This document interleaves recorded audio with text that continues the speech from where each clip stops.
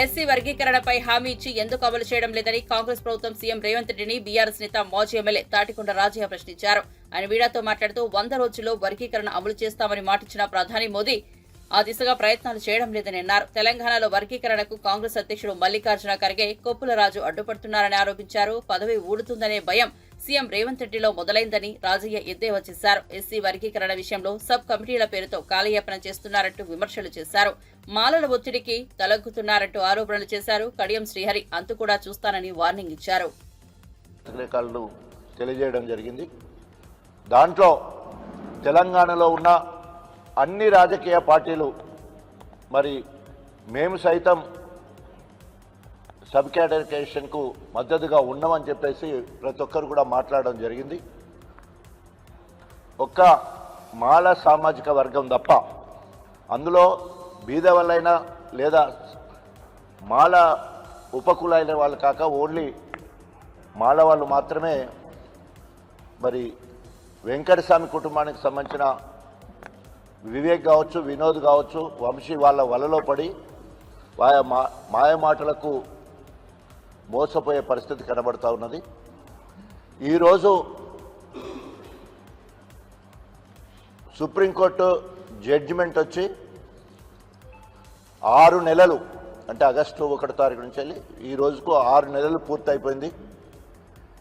ఈ రాష్ట్ర ప్రభుత్వం రేవంత్ రెడ్డి మాలలను వెనుక నుంచి ప్రోత్సహిస్తూ నేను మాదిగల ముఖాలనే ఉన్నా, మాదిగ సామాజిక వర్గం వల్లనే నేను జెడ్పీటీసీ అయ్యా, ఎమ్మెల్సీ అయ్యా, 2 సార్లు ఎమ్మెల్యే అయినా, ఎంపీ అయినా, ఈరోజు ముఖ్యమంత్రి కావడానికి కూడా నా సామాజిక వర్గం ఎవరు కూడా నాకు సహకరించలేదు.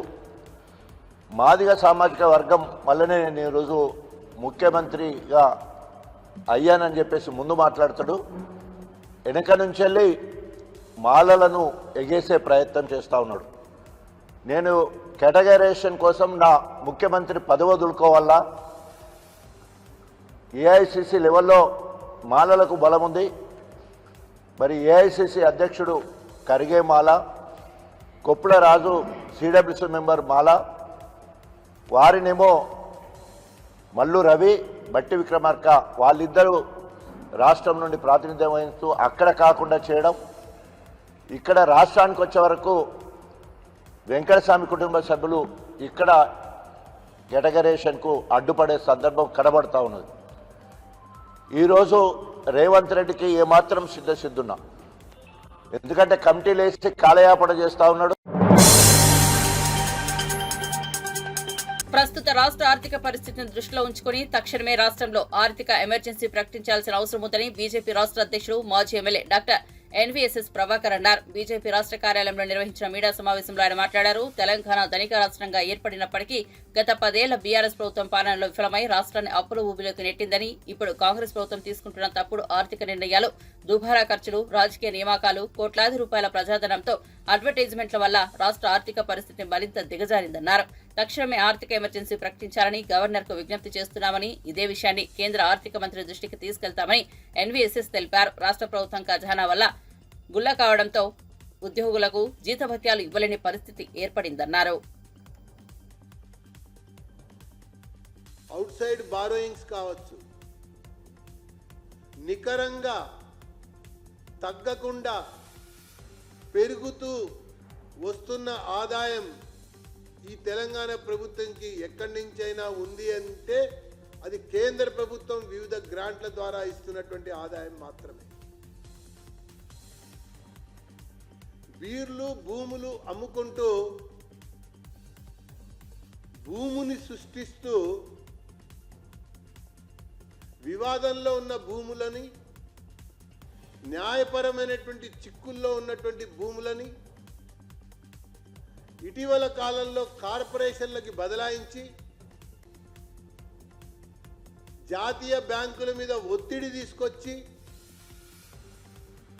ఈ కార్పొరేషన్లకు బదలాయించినటువంటి భూముల ద్వారా అప్పులు పొందాలని చెప్పని ప్రభుత్వం చూస్తూ ఉంది. ఇంకా చెప్పాలంటే బ్యాంకు ఉన్నతాధికారులను కూడా బెదిరిస్తూ ఉన్నారు.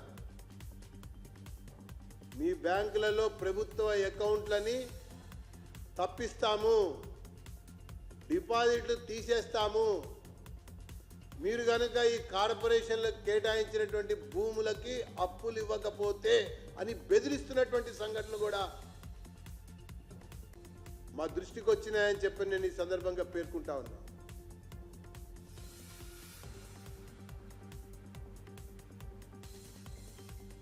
ఇక పోతే అసలు ఈ రాష్ట్రానికి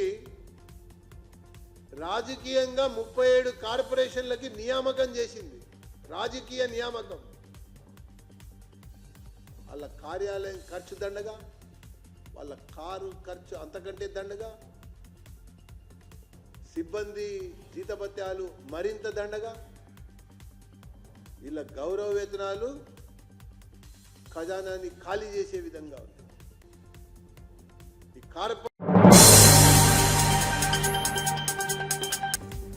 ఎర్రవరిలో కేసీఆర్ కాంగ్రెస్ ప్రభుత్వంపై తీవ్రస్థాయిలో విమర్శలు గుప్పించిన విషయం తెలిసిందే. కాగా కేసీఆర్ వ్యాఖ్యలపై కాంగ్రెస్ పార్టీ కీలక నేతలు మండిపడుతున్నారు.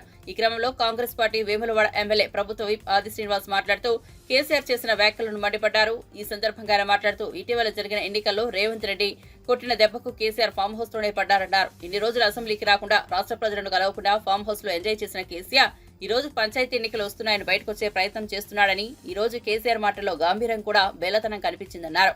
అలాగే నేడు కేసీఆర్ ప్రజల నుంచి మాట్లాడిన తీరు కుంభకర్ణుడు నిద్రలేచినట్టు ఉందని ప్రభుత్వ విప్ ఆది శ్రీనివాస్ విమర్శించారు. కొడితే మామూలుగా ఉండదని బడాయిపోతూ మాట్లాడిన మాటలు. సినిమాలో మహేష్ బాబు గారి సినిమా, ఎవడు కొడితే దిమ్మ తిరిగి మైండ్ బ్లాక్ అవుతుందో వాడే పండుగాడు అన్నట్టుగా 13 మాసాల క్రితం మా కాంగ్రెస్ పార్టీ కొట్టిన దెబ్బ, మా రేవంత్ రెడ్డి గారు కొట్టిన దెబ్బకు మైండ్ బ్లాక్ అయి ఫామ్ హౌస్కు పరిమితమైన మీరు బీఆర్ఎస్ పార్టీ మాట్లాడేది ఈరోజు అని అడుగుతున్నా. ఆల్రెడీ మీరు కొట్టడానికి ఏముంది అంటున్నా. ఎవడు కొడితే మైండ్ బ్లాక్ అవుతుంది వాడే మొగర్రా బుజ్జి అనేటువంటి సామెతకు 13 మాసాల క్రితం కాంగ్రెస్ పార్టీ మా గౌరవ పీస్ అధ్యక్షుడు హోదాలు రేవంత్ రెడ్డి కొట్టిన దెబ్బకు మైండ్ బ్లాక్ అయి ఫామ్ హౌస్గా పరిమితమై ఈ రోజు మాట్లాడిన మాటలు ఏమాత్రం సమంజసం కాదన్నమాట సందర్భంగా చెబుతూ మరో సామెత కూడా గుర్తొస్తుంది. కొంగరం మల్లయ్య సామెత. కొంగరం మల్లయ్య చరిత్రలో మనం చూసినాం. దారంట వేటులందరినీ కూడా బెదిరిస్తూ వదిలిస్తూ ఇట్రారా అట్రారా నీ సంగతి చెప్తా అంటే దారంటే ఎవరు పోదు, నువ్వు రా చూసుకుందని కింద నుంచి ఎవరన్నా రారు. కానీ మా రేవంత్ రెడ్డి లాంటి మా పీసీ అధ్యక్షుడు హోదాలో కాంగ్రెస్ పార్టీ పక్షాన నువ్వు రాకపోతే నేనే వస్తాను వెళ్తే ఆ మల్లయ్య 2 కాళ్ళే అన్నాడు లేవట ఆ కథలో. అట్లా ఈరోజు పాములు కూర్చుంటే ఈ విధంగా మాట్లాడిన మాటలు ఈ కొంగర మల్లయ్య కథకు సరిగ్గా అతకపోతాయన్న మాట సందర్భంగా చెప్తా ఉన్నా. ఈరోజు భీకరంగా మాటలు తప్ప మీ చేతులు ఏముందన్నమాట సందర్భంగా ప్రజలు అత్యాశకు పోయి ఓటు వేశారంటారు. అంటే ఓ రకంగా ప్రజలను అవమానిస్తున్నాం. అంటే 10 ఏళ్ళు మీరు అవకాశం ఇస్తే ప్రజలు దేవుళ్ళు, మీరు ప్రజా వ్యతిరేక పరిపాలన చేసి ధనిక రాష్ట్రాన్ని అప్పుల రాష్ట్రంగా మార్చిందని చెప్పని ఇందిరమ్మ పాలన తీసుకొని వస్తే ప్రజలు అత్యాశకు పోయిరని చెప్పని అవమానిస్తారా? ప్రజలకు ఈరోజు తనకు పద్మభూషణ్ పురస్కారం రావడంపై నటుడు బాలకృష్ణ ఆసక్తికర వ్యాఖ్యలు చేశారు. సినీ రంగానికి చేసిన సేవలకు గాను బాలకృష్ణకు భారత ప్రభుత్వం పద్మభూషణ్ అవార్డు ప్రకటించిన విషయం తెలిసిందే. ఈ సందర్భంగా బసవతారకం క్యాన్సర్ ఆసుపత్రిలో బాలకృష్ణకు సన్మాన కార్యక్రమం నిర్వహించారు. ఈ సందర్భంగా మాట్లాడిన ఆయన అవార్డు తనకు ఎప్పుడో వచ్చి ఉండాల్సిందని పలువురు అంటున్నారని తెలిపారు. తనకు ఈ అవార్డు రావడంతో ఆలస్యం కాలేదన్నారు. సినీ పరిశ్రమలో 50 ఏళ్లు పూర్తి చేసుకుని 3వసారి ఎమ్మెల్యేగా గెలుపొందిన ఈ సమయంలో ఇలాంటి పురస్కారానికి ఎంపిక కావడం తనకెంతో ప్రత్యేకమని తెలిపారు. చేసుకుంటూ వెళ్ళిపోతుంటాను కాబట్టి పదవులకు నేను అలంకారం కానీ పదవులు నాకు ఇప్పుడు అలంకారం కాదు. ఏది నేను సాధించిన జీవితంలో ఇంకా ఎంతో చేయాలి అన్న ఒక స్ఫూర్తి ప్రదాత మా నాన్నగారు విశ్వవిఖ్యాత నట సార్వభౌమ డాక్టర్ పద్మశ్రీ నందమూరి తారక రామారావు గారు.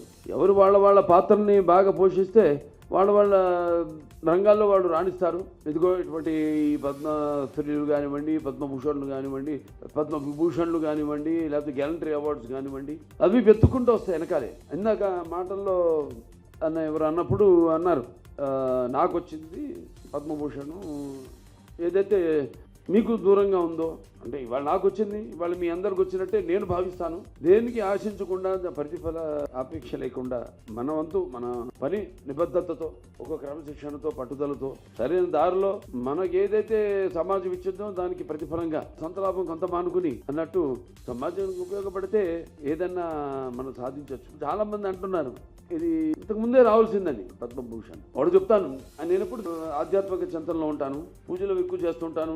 పూజ అంతవరకే, ఆ తర్వాత నా వృత్తి, నా ఆలోచనలు, అదే నాకు దైవం. అది యాదృచ్ఛికమో కాకతాళీయమో నాన్నగారి 100వ జయంతి సందర్భంగా పూర్తయింది మొన్ననే. తర్వాత ఆయన 75 సంవత్సరాలు చలనచిత్ర పరిశ్రమకు అడుగిడిన సందర్భంగా మొదటి సినిమా మన దేశం విడుదలైంది.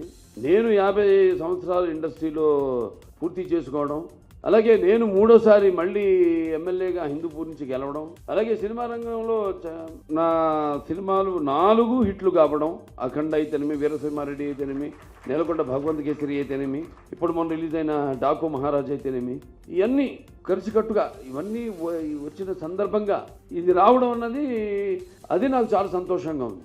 ఆలస్యం ఏం కాలేదు. చాలామంది ఎంతోమంది ఆర్టిస్టులు కొన్నేళ్ళు లైమ్ లైట్లో ఉండి తర్వాత కొంచెం తగ్గాక ట్రాక్ మారుస్తారు, అంటే క్యారెక్టర్ ఆర్టిస్టులని అలా మారుతారు. కానీ నేను ఆ భగవంతుడి కళామ తల్లి ఆశీస్సులతో, మా అమ్మగారి దీవెనలతో, నాన్నగారి దీవెనలతో ఇలా ఈ రికార్డ్ ట్రాక్స్ సంతరించుకుని మళ్ళీ నా సెకండ్ ఇన్నింగ్స్ మొదలైంది అని చెప్పాను. నేను కూడా సరే దానంతటికి అది వచ్చింది. ముఖ్యంగా నా అభిమానులు అయితేనేమి, అలాగే తెలుగు ప్రేక్షక దేవుళ్ళు అయితేనేమి, ఇవాళ మన బసవ తారక రథసప్తమి నాడు తిరుమలలో శ్రీవారి దర్శనానికి విస్తృత ఏర్పాట్లు చేసినట్లు టీటీడీ చైర్మన్ బీఆర్ నాయుడు తెలిపారు. అన్నమయ్య భవనంలో ధర్మకర్తల మండలి సమావేశం ముగిసిన అనంతరం మీడియాతో ఆయన మాట్లాడారు. రథసప్తమి రోజు పలు ఆర్జిత సేవలను ఏకాంతంగా నిర్వహించేందుకు నిర్ణయించామని తెలిపారు. సిఫారసు లేఖల దర్శనాలు పూర్తిగా రద్దు చేసినట్లు తెలిపారు. తిరుపతిలో జారీ చేసే సర్వదర్శనం టోకెన్లను రద్దు చేస్తున్నామన్నారు. హనుమంత వాహనం మధ్యాహ్నం 2 నుంచి 3 గంటల వరకు చక్రస్నానం, సాయంత్రం 4 నుండి 5 వరకు కల్పవృక్ష వాహనం, సాయంత్రం 6 నుండి 7 గంటల వరకు సర్వ ఉపాల వాహనం, రాత్రి 8 నుండి 9 గంటల వరకు చంద్రప్రభ వాహనం. ఈ విధంగా మలయప్ప స్వామి వారు ఊరేగింపు ఉంటుంది. దానికి అనుగుణంగా పలు సేవలు, ప్రివిలైజేషన్ దర్శనాలు ఇవన్నీ కూడా రద్దు చేయడం జరిగింది. అష్టదళ పాద పద్మారాధన, కళ్యాణోత్సవం, ఉంజల సేవ, ఆర్జిత బ్రహ్మోత్సవం, సహస్ర ఉంజల దీపాలంకరణ సేవలు ఇవన్నీ కూడా రద్దు చేయడం జరుగుతుంది. ఎన్ఆర్ఐలు, చంటి బిడ్డల తల్లిదండ్రులు, సీనియర్ సిటిజన్లు, వికలాంగులు ప్రివిలేజ్ దర్శనాలన్నీ కూడా రద్దు చేయడం జరిగింది. తిరుపతిలో ఫిబ్రవరి 3 నుంచి 5 వరకు స్లాటెడ్ సర్వదర్శనం టోకన్లు జారీ చేయటం కూడా రద్దు చేయడం జరిగింది. ప్రోటోకాల్ ప్రములకు మినహా వివిధ బ్రేక్ దర్శనాలు రద్దు. బ్రేక్ దర్శనాలను సంబంధించి ఫిబ్రవరి 3న ఎలాంటి సిఫార్సు లేఖలు స్వీకరించబడవు. అదేవిధంగా ప్రత్యేక ప్రవేశ దర్శనం ఎస్ఈడి టికెట్లు ఉన్న భక్తులు వేచి ఉండకుండా నిర్ణీత సమయంలో మాత్రమే వైకుంఠ క్యూ కాంప్లెక్స్ వద్ద రిపోర్ట్ చేయాలని చెప్పి భక్తులందరికీ కూడా విజ్ఞప్తి చేస్తున్నాం. విజిలెన్స్ అండ్ సెక్యూరిటీ ఈ యొక్క ఏర్పాట్లన్నీ కూడా చేస్తున్నాం. 1250 మంది పోలీసులు, సుమారు 1000 మంది విజిలెన్స్ సిబ్బందితో భద్రతా సేవలు చేయడం జరుగుతుంది. ఆక్టోపస్, ఏపీఎస్పీ, అగ్నిమాపక దళం, ట్రాఫిక్, పార్కింగ్ సమస్యలు తలెత్తకుండా ముందస్తు జాగ్రత్తలు తీసుకోవడం జరిగింది. గ్యాలరీలో ఉన్న భక్తుల కొరకు ప్రవేశ నిష్క్రమణ మార్గాల్లో పాటు అత్యవసర మార్గాలు, ఎమర్జెన్సీ గేట్లు కూడా ఏర్పాట్లు చేయడం జరిగింది. భక్తుల సౌకర్యార్థం చక్రస్థానానికి కరిణిలో ఎన్డీఆర్ఎఫ్ గజ ఈతగాళ్లను కూడా ఏర్పాటు చేయడం జరిగింది. మాడవీధిలో భక్తులకు అందుతున్న సౌకర్యాల పరిశీలనకు సీనియర్ అధికారులతో నిరంతర పర్యవేక్షణ కూడా జరుగుతుంది. అన్నప్రసాదాలు ఉదయం నుండి రాత్రి వరకు గ్యాలరీలో వేచి ఉన్న వ్యక్తులకి తిలకించడానికి వేచి ఉన్న భక్తులందరికీ కూడా నిరంతరంగా తాగునీరు, మజ్జిగ, సాంబార్ అన్నం, పెరుగు అన్నం, పులిహార, పొంగలి వంటి అన్నప్రసాదాలు నిత్యం సరఫరా చేయడం జరుగుతుంది. అన్నప్రసాదాలు ఉదయం నుండి రాత్రి వరకు గ్యాలరీలో వాహనాలను తిలకించడానికి వేచి ఉండే భక్తులకు నిరంతరంగా తాగునూరు, మజ్జిగ, సాంబార్ అన్నం ఇదివరకే చెప్పాను. అవన్నీ కూడా అందరికీ. Welcome to news alerts. BJP కార్యాలయం ఉన్న కాలనీ పేరును గద్దర్ కాలనీగా మారుస్తానని తెలంగాణ ముఖ్యమంత్రి రేవంత్ రెడ్డి అన్నారు. నేను ఒక మాట చెప్పదలుచుకున్నాను. మరొకసారి మీరు మీ పార్టీ గద్దరన్నకు వ్యతిరేకంగా గద్దరన్న గౌరవాన్ని కించపరిచేలా మాట్లాడితే మీ పార్టీ కార్యాలయం ఉన్న ప్రాంతానికి గద్దరన్న పేరును పెడతాను. మీ పార్టీ కార్యాలయం అడ్రస్ రాసుకోవాలంటే గద్దరన్న గల్లీ అని రాసుకునేలా చేస్తాను బిడ్డా అని బీజేపీని కేంద్ర సహాయ మంత్రి బండి సంజయ్ ను ఉద్దేశించి అన్నారు. హైదరాబాద్ లోని రవీంద్ర భారతిలో జరిగిన గద్దర్ జయంతి కార్యక్రమంలో ఆయన మాట్లాడుతూ అవార్డులు తమ వద్ద ఉన్నాయని బీజేపీ భావిస్తుందేమో కానీ మీ పార్టీ ఆఫీస్ గద్దరన్న రాష్ట్రంలో ఉందని గుర్తుంచుకోవాలన్నారు. అందుకే మీ పార్టీ ఉన్న కాలనీకి గద్దరన్న పేరును పెడతానని వ్యాఖ్యానించారు. వ్యక్తులే మేము ఇవ్వం గద్దరన్నకు మేము ఎలాంటి గౌరవించము అని మాట్లాడితే నేను ఒక్క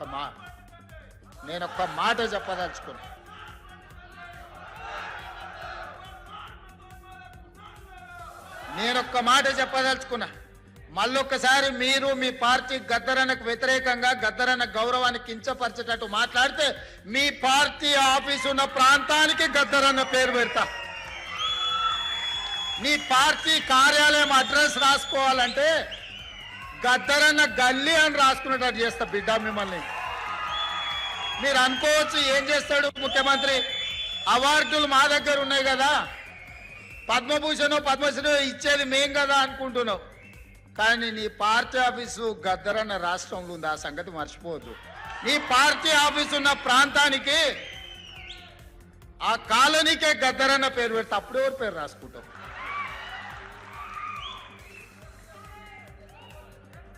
ప్రతిదానికి మా దగ్గర మందు ఉంది స్వామి. ఇంతకు ముందు ఆయన కూడా గిట్లనే నీలిగిండు, గద్దరన్నని గేటు బయట కూర్చోబెట్టాడు. ఏమైంది? గేటు బయట కూర్చోబెట్టిన ఆయన లోపల ఉన్నాయన గద్దె మీద కూర్చున్నాయన గొప్ప అనుకున్నాడు. కానీ చూస్తుంటేనే ఆయన గద్దె కూలింది, గేట్లు బద్దలైనాయి.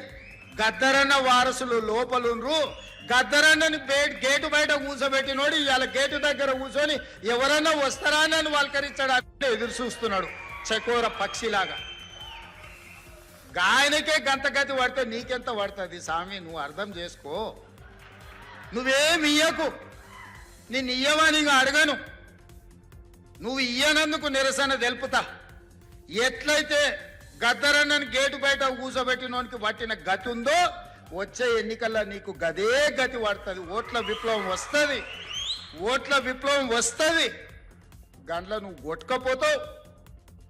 మేము గద్దరన్నకి ఇవ్వాల్సిన గౌరవం కేంద్ర ప్రభుత్వం నుంచి మేమే ఇప్పిస్తాం. రాహుల్ గాంధీతో మేమే మాట్లాడతాం. అడగం, సంతకం పెడతాం. తెలంగాణ మాజీ ముఖ్యమంత్రి కేసీఆర్ కీలక వ్యాఖ్యలు చేశారు. జహీరాబాద్ నియోజకవర్గ బీఆర్ఎస్ నేతలు కార్యకర్తలతో ఆయన తన ఫామ్ హౌస్ లో సమావేశమయ్యారు. ఈ సందర్భంగా రాష్ట్ర ప్రభుత్వంపై తీవ్ర స్థాయిలో మండిపడ్డారు. ప్రాజెక్టులకు సంబంధించి ఎలాంటి పురోగతి లేదని దుయ్యబట్టారు. కానీ మనోళ్ళందరూ కూడా ప్రతిపాదిస్తుంది ఏంటంటే, ఒక సంవత్సరం జరిగిపోయింది, సంగమేశ్వర ఆన్నే పన్నది, బసవేశ్వర ఆన్నే పన్నది, పాలమూరు తిప్పతల పథకం ఆన్నే పన్నది, కాళేశ్వరం అట్లా ఎండబెడుతున్నారు. ఇవన్నీ అన్యాయాలని కాబట్టి ఫిబ్రవరి నెలాఖరులో ఒక పెద్ద బహిరంగ సభ పెట్టాలి, మీరు కథ చూడాలి జరుగుతూ ఉంది. కాబట్టి మీరు కూడా పెద్ద ఎత్తున దయచేసి ఆ సభకు కదిలి రావాలి. కదా దూరమే ఉండదు. తెలంగాణ శక్తి ఏందో మరొకసారి చూపించి వీళ్ళ మెడలు వంచి ఇప్పుడు సాధించాలి. భవిష్యత్తు కోసం కూడా కొట్టాడకు మనం సిద్ధంగా ఉండాలని తెలియజేసుకుంటూ, ₹1 కోట్ల భూమి ఇప్పుడు 50 లక్షలు కట్టలేదు. ఎక్కడి ప్రతి ఒక్కరు భూముల ధరలు పోయినాయి, మందు పోయినాయి, మసాలా అన్ని పోయినాయి. 4 ఎకరాల రైతు నేను 4 కోట్ల ఆసంగా అనుకుంటుండే, అంత ధీమా ఉంది. హైదరాబాద్ నుంచి అడిగితే కూడా వచ్చి మనం ఇయ్యకపోతాం భూములు, డిమాండ్ పెరగానే. అంత బ్రహ్మాండంగా మారుమూల ప్రాంతంలో కూడా 40 లక్షలు 50 లక్షలు ఎకరానికి ఉండే, అటువంటిది సగానికి సగం పడిపోయి మొత్తం నాశనం చేశారు. వీళ్ళు ఇట్లే వదిలిపెడితే ఇంకింత నాశనం అవుతుంది. కాబట్టి మనం కొట్లాడాల్సిందే. ఎలక్షన్లలోనే మస్తుగా చూస్తే 50 ఏళ్లలో పార్టీలు గెలితే ఓడతాయి. ఇంత మాయలు ఏడాది లోపలనే కాంగ్రెస్ పార్టీ దొరికితే కొడతాం రాని అంత గొప్పగా ఫామ్ హౌస్ అంటే ఈడ ఏముంటది, వారి ఉంటది, మాకు ఉంటది, అల్లం ఉంటది. కాంగ్రెస్ వాళ్ళు అంతా మనిషి చేస్తే పారబడి తవ్వచ్చు కూడా దీన్ని ఫామ్ హౌస్ అని మనం బదనాం చేసి అంతే కదా. అన్ని మప్పులు విడిపోయినట్టు ప్రజలకు అన్ని తెలిసిపోతున్నాయి. మంచి ఏంది, చెడ్డ ఏంది, ఏం జరిగింది అన్నీ ఇంకా ఘోరమైందని చెప్తున్నా. వీళ్ళ తెలివితక్కువతనానికి ఏమైంది, నిన్న మొన్న రిపోర్ట్ వచ్చింది, కాగు రిపోర్ట్ వచ్చింది. పోయిన సంవత్సరం మన గవర్నమెంట్లో వచ్చిన ఆదాయం కంటే 13,000 కోట్ల రూపాయల ఆదాయం తగ్గిపోయింది. ఇంకా మార్చి పోయేవరకల్లా ఇంకో 3-4 వేల కోట్లు అవుతుంది, అంటే 15,000 కోట్ల ఆదాయం పోతుంది. మన గవర్నమెంట్ ఉన్నప్పుడు ప్రతి ఏడాది 15,000 కోట్లు పెంచుకుంటూ పోయింది. ఏడాది 10 నుంచి 15,000 కోట్ల ఆదాయం పెరిగేది మన టైంలో. అంత జాగ్రత్తగా మనం వ్యవహారం చేస్తాం. ఇలా ఉల్టా 15,000 కోట్లు పడిపోయింది. ఇంకా వాడేమిస్తాడు ఇక, ఇంకో ఇస్తారా? ఇంకో 4-5 నెలలైతే జీతాలే కష్టమైతే ఉంటుంది. రాష్ట్ర ఆర్థిక పరిస్థితిని కూడా దివాలా తీయించారు. ఇవాళతోనేం కాదు, 100కు 100% ఇప్పటికే ప్రజలు నిర్ణయానికి వచ్చారు. డెఫినెట్ గా రాబోయే గవర్నమెంట్ మనదే అని అనుమానం కూడా అవసరం లేదు. ఆలోచన లేకుండా ఎటు పడితే అటు ఎవడో ఏదో చెప్తే నమ్మి ఓట్లేస్తే ఏమైంది అనేది ఒక మంచి గుణపాఠం ఇది తెలంగాణ. ఇవాళ మన కళ్ళ ముందు నాకు బాధ కలిగేది ఏంటంటే, చిన్న వర్గాల ప్రజలు కాన్వెంట్ స్కూళ్ళలో చదివించలేరు, వాళ్ళ పిల్లలు కూడా బాగా. మాజీ సీఎం కేసీఆర్ సీజనల్ ప్రతిపక్ష నేతగా మారాడని పీసీసీ వర్కింగ్ ప్రెసిడెంట్ జగ్గారెడ్డి అన్నారు. ఆయన విలేకరులతో మాట్లాడారు. కేసీఆర్ ప్రజలను మోసం చేయడంలో దిట్ట అని పేర్కొన్నారు. అందుకే కేసీఆర్ ని మోసగాళ్లకు మోసగాడు అని కాంగ్రెస్ పార్టీ నామకరణం చేస్తుందన్నారు. 10 ఏళ్ల కాలం సీఎంగా కేసీఆర్ సచివాలయంలో 3 రివ్యూలైనా చేశావా అని ప్రశ్నించారు. కేసీఆర్వి బక్వాస్ మాటలోని ఫామ్ హౌస్ లో కూర్చున్న ప్రజల్ని ఎలా మోసం చేయాలో ప్రాక్టీస్ చేస్తున్నారన్నారు. కేసీఆర్ 5 లక్షల మందితో సభ పెడితే సీఎం రేవంత్ తక్కువడా 5,01,000 మందితో సభ పెడతామన్నారు. కేసీఆర్ కంటే ఎక్కువ మందితో సభ పెట్టి మొఘాళ్లకు మొగుళ్లను అనిపించుకుంటామని ఈ సందర్భంగా జగ్గారెడ్డి పేర్కొన్నారు. వాస్తవానికి అసెంబ్లీ పెట్టమని ప్రతిపక్ష నాయకుడు అడగాలని, కానీ ఇక్కడ ప్రభుత్వం అసెంబ్లీ పెట్టి ప్రతిపక్ష నాయకుడిని ప్రజల పక్షాన మాట్లాడాలనుకుంటున్న విషయం గుర్తుంచుకోవాలన్నారు. 2 లక్షల కోట్లకు మిత్తి ఎంత కట్టాల్సి వస్తుంది తెలుసా?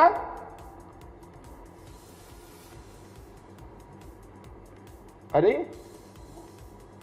ఈరోజు 7 లక్షల కోట్ల దాని ఇంట్రెస్ట్ గవర్నమెంట్ ఎంత కడుతుంది? సంవత్సరానికి 12,000 కోట్లు, నెలకు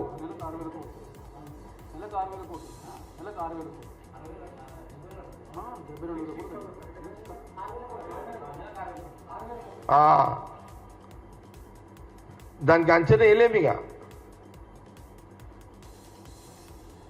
1,000 కోట్లు ఇంట్రెస్ట్ కడుతుంది ఈరోజు. ఎవరు కట్టాలి? తెలంగాణ ప్రజల సొమ్ము. ఈరోజు ఆయన 7 లక్షల 10 ఏళ్ళ 7 లక్షల అప్పు చేసిన దానికి ఇంట్రెస్ట్ వేల కోట్లు. నువ్వు నెలకు 5,000 కోట్లు వేసుకున్న సంవత్సరానికి ఎంత అవుతుంది? 60,000 కోట్లు. సంవత్సరానికి అటో ఇటో 50-60 కోట్ల మిత్తి కట్టాల్సి వస్తుంది. సారీ 50-60 వేల మిత్తి కట్టాల్సి వస్తుంది. ఇంకోటి చెప్పాలా మీకు, ఇంకో సంగతి చెప్తే ఇంట నేను, కాళేశ్వరము ప్రాజెక్ట్ ఉంది కదా, కరెంటు సప్లైకి ఎంత తెలుసా? సంవత్సరానికి బిల్లు ఎంత కట్టాలి తెలుసా మీకు? అదే ఐడియా ఉందా? కరెంట్ బిల్లులు ఎంత కాళేశ్వరం సంవత్సరానికి?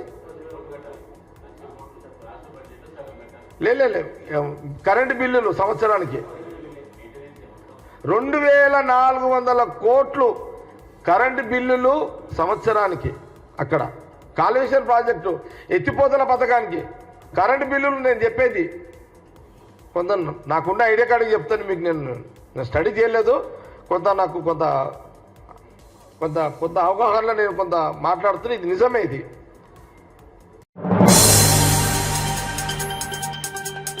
ముఖ్యమంత్రి చంద్రబాబు అధ్యక్షతన జరిగిన టీడీపీ పొలిట్ బ్యూరో సమావేశం ముగిసింది. టీడీపీ పొలిట్ బ్యూరో సమావేశం 4.5 గంటల పాటు సుదీర్ఘంగా సాగింది. పద్మభూషణ్ పురస్కారానికి ఎంపికైన నందమూరి బాలకృష్ణకు పొలిట్ బ్యూరో అభినందనలు తెలిపింది. టీడీపీ సభ్యత్వాల సంఖ్య 1 కోటి దాటడంపై పార్టీ జాతీయ ప్రధాన కార్యదర్శి నారా లోకేష్ కు కూడా పొలిట్ బ్యూరో అభినందనలు తెలిపింది. ముఖ్యంగా విశాఖ ఉక్కు ప్రైవేటీకరణ కాకుండా ఆపారంటూ సీఎం చంద్రబాబును పొలిట్ బ్యూరో ప్రత్యేకంగా అభినందించింది. ఇక త్వరలోనే పార్టీ సంస్థాగత ఎన్నికలు జరగాలని నేటి పొలిట్ బ్యూరో సమావేశంలో చర్చించారు. మే నెలలో టీడీపీ మహానాడు ప్లీనరీ జరగనుండగా ఆ కార్యక్రమానికి ముందే పార్టీ సంస్థాగత ఎన్నికల ప్రక్రియ పూర్తి చేయాలని నిర్ణయించారు. నామినేటెడ్ పదవులపైన సమావేశంలో లోతుగా చర్చించారు. బృహత్తరమైనటువంటి కార్యక్రమాన్ని ఈ 7 మాసాల్లో నెరవేర్చిన విషయాన్ని ఈ సందర్భంగా తెలియజేస్తున్నాను. దీంతో పాటుగా ల్యాండ్ టైటిల్ యాక్ట్ని రద్దు చేశాం. 16,000 చిల్లర రేపు డిఎస్సిలో టీచర్ పోస్టులు భర్తీ చేయడానికి నిర్ణయం చేశాం. అన్నా క్యాంటీన్లు పునరుద్ధరించాం. పట్టణ ప్రాంతాల్లోనే కాదు, ఈ రాష్ట్రంలో ఉన్నటువంటి 175 నియోజకవర్గాల్లో ప్రతి నియోజకవర్గంలో కనీసం ఒక అన్నా క్యాంటీన్ ఉండే విధంగా ఈరోజు నిర్ణయం తీసుకొని ప్రభుత్వానికి ఈరోజు కార్యక్రమాలు ఇచ్చాం.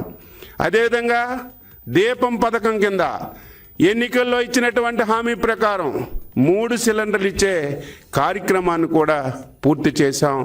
దాని మీద కూడా డిస్కస్ చేశాం. ఈరోజు రైతులు కష్టకాలం పండించినటువంటి పంటని ప్రభుత్వం కొనుగోలు చేసిన తర్వాత వారికి డబ్బులు 6 మాసాలు 7 మాసాలు సంవత్సరం డబ్బులు ఇవ్వక రైతులు పడినటువంటి అవస్థలన్నీ మనం చూసాం. మేము వచ్చేసరికి 1600 కోట్లు బాకీలుంటే 1600 కోట్లు బాకీలు నెరవేర్చడమే కాకుండా మొన్న ఖరీఫ్లో 7,190 కోట్ల రూపాయలతో ధాన్యం కొనుగోలు చేసి ధాన్యం కొన్నటువంటి 24 గంటల్లోపే రైతులకి డబ్బులిచ్చి ఒక చరిత్ర సృష్టించిన విషయాన్ని కూడా ఈరోజు పోలిట్ బ్యూరో చర్చించాం. విజయవాడ వరదలు వచ్చాయి. 10 రోజులు 15 రోజులు ముఖ్యమంత్రి గారు కలెక్టర్ కార్యాలయాన్నే ముఖ్యమంత్రి కార్యాలయంగా మార్చుకొని ఏ విధంగా సహాయ సహకారాలు అందించారు. వరదల్లో నష్టపోయిన ప్రతి ఒక్కరికి 20 రోజుల్లో నష్టపరిహారం ఇచ్చి చరిత్ర సృష్టించిన విషయాన్ని కూడా ఈరోజు పోలిట్ బ్యూరోలో చర్చించాం. ఉచిత విధానాన్ని తీసుకొచ్చాం. అక్కడ కూడా ఎక్కడైనా చిన్న ఇబ్బందులు వస్తే సీరియస్గా తీసుకొని ఒక మంచి ఆలోచనతో ఉచిత ఇసుక విధానం పెట్టాం.